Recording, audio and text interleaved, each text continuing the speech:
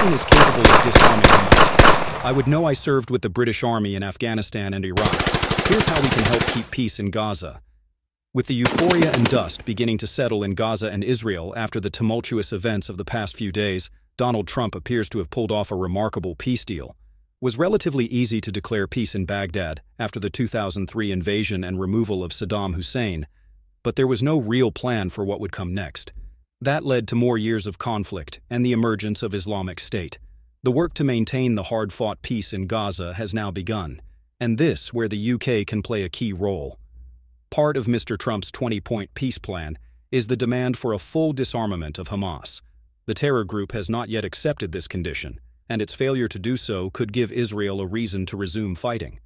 Speaking at the Gaza summit in Egypt on Monday, Sir Keir Starmer said, "We, the United Kingdom in particular, I think, can play a part in monitoring the ceasefire, but also decommissioning the capability of Hamas and their weaponry, drawing on our experience in Northern Ireland."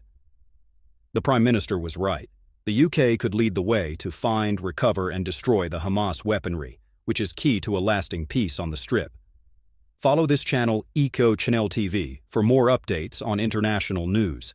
There is much corporate, political, civil, and military experience in Westminster and Whitehall from Northern Ireland and the Middle East. In Iraq post-2003, I was involved in recovering chemical weapons from the Saddam Hussein stockpile. This was a joint UK and US mission, much of which is still confidential. People who handed in sarin nerve agent rockets and artillery shells with chemical weapons in them were paid a bounty by the US, and we blew them up in the desert. America supplied the money, Britain supplied the bang. A similar combination of British experience of decommissioning and the allure of the dollar may be the tonics to fulfill the momentous task in Gaza. The Trump plan suggests an International Stabilization Force, ISF, is required to maintain the ceasefire and begin the complex humanitarian operation to feed the starving, turn the power and water back on, start the clear-up, and rebuild and train a local Palestinian police force. This approach, which was missing in Iraq in 2003, is the right one here. There appear to be a few thousand active Hamas fighters in Gaza, with AK-47 assault rifles, pistols, and rocket-propelled grenades, RPGs. It is possible that for a few $1,000s these would be handed in to the ISF.